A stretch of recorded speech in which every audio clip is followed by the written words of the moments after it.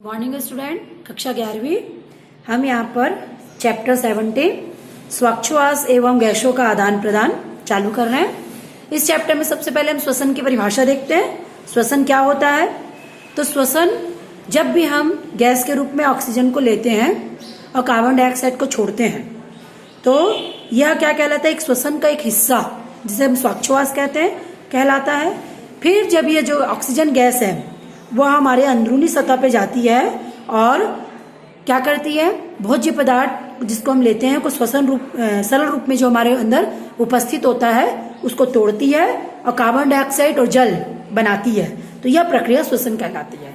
अब इसे यदि हम परिभाषा के रूप में देखें तो श्वसन जीवों में होने वाली वह जैविक रासायनिक प्रक्रिया है जिसमें जटिल कार्बनिक भोज्य पदार्थों का ऑक्सीजन की उपस्थिति अनुपस्थिति में क्रमिक ऑक्सीकरण होता है, जिसके फलस्वरूप जल तथा कार्बन डाइऑक्साइड तथा सरल कार्बनिक पदार्थ बनते हैं और ऊर्जा रिलीज होती है।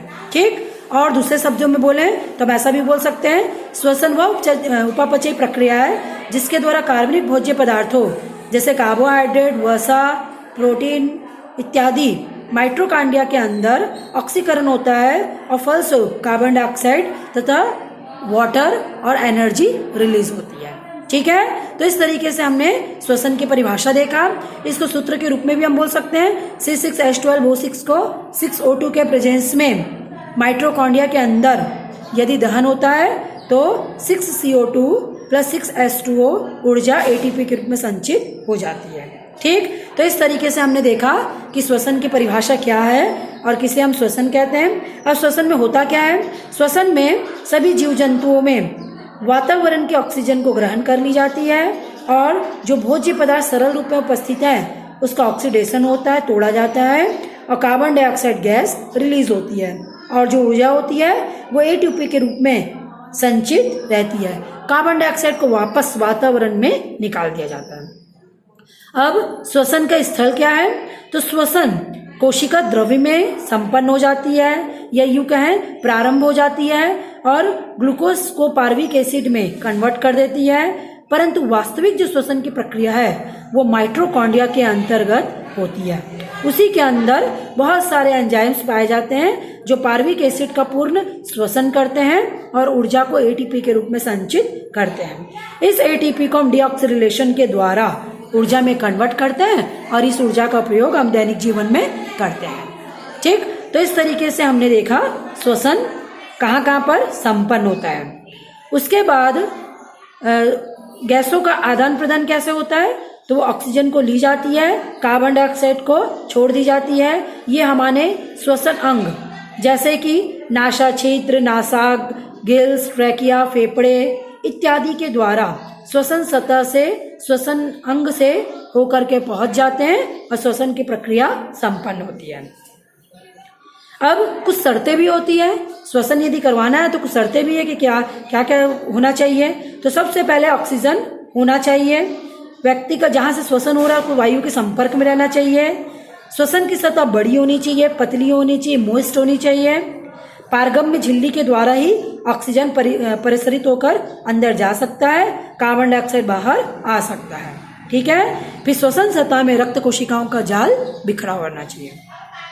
तो इस तरीके से श्वसन की प्रक्रिया संपन्न होती है।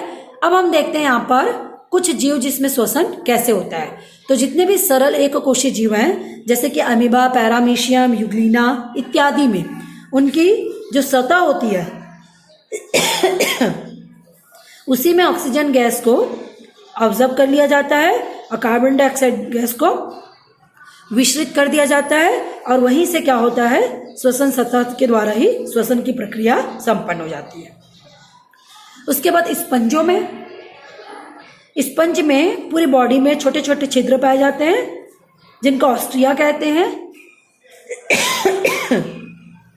इन ऑस्ट्रिया के द्वारा ऑक्सीजन अंदर की ओर आती है और जलधारा के द्वारा तथा ऑस्कुलम के द्वारा कार्बन डाइऑक्साइड गैस बाहर की तरफ निकल जाती है। हाइड्रा, स्पंज वगैरह सब इसका उदाहरण है। उसके बाद श्वसनाल के द्वारा तो कुछ जीव जैसे कि कॉकरोच वगैरह या बोले तो आर्थ्रोपोडा के जितने भी सदस्य हैं उनके द्वारा नलिका तंत्र या ट्रैकिया सिस्टम पाया जाता है जिनके द्वारा पतली पतली नलिकाएं पूरी बॉडी में बिखरी हुई रहती है, बिछी हुई रहती है, और स्पाइरिकल्स के छिद्र के द्वारा क्या किया जाता है, हवा को या गैसों को लिया जाता है और ऑक्सीजन गैस अंदर की तरफ पहुंच जाती है। इन ट्रैकियाज में क्या होते हैं, रक्त नलिकाएं बिखरी हुई पाई जाती है, फैली हुई पाई जाती है, जो कि आई हुई ऑक्सीजन को क्या कर लेती है, अवशोषित कर ले जाती है और जीवों में इसका ये पहुंच जाती है। इस तरीके से श्वसनाल के द्वारा, फिर गिल्स के द्वारा, तो जितने भी जली पौधे जली जीव हैं जैसे कि मछलियां वगैरह है ना, इनमें क्या होता है, गिल्स पाए जाते हैं, केचुआ में, एनालिड्स में, सिलेंट्रेट्स में इत्यादि में गिल्स पाए जाते हैं। और इन गिल्स में पूरी धमनी तथा शिराएं पूरी बिखरी हुई होती है, जो वातावरण से आई हुई ऑक्सीजन को ऑक्सी हीमोग्लोबिन बना करके बॉडी में क्या करती है, पहुंचाती है और कार्बन डाइऑक्साइड को बाहर की तरफ छोड़ देती है। तो इस तरीके से श्वसन की प्रक्रिया जीव जंतुओं में संपन्न होती है। तो हमने देखा गिल्स के द्वारा, आप चित्र भी देख सकते हैं 794 पेज में आपकी बुक में दिया, यहाँ पर भी मैंने डायग्राम बनाया है ना। तो ये गिल्स बना हुआ है जिसमें रक्त नलिकाएं, एक तो गिल्स चैम्बर है, वहाँ पर रक्त नलिकाओं का जाल बिखरा हुआ है और उसी में श्वसन की प्रक्रिया हो रही है।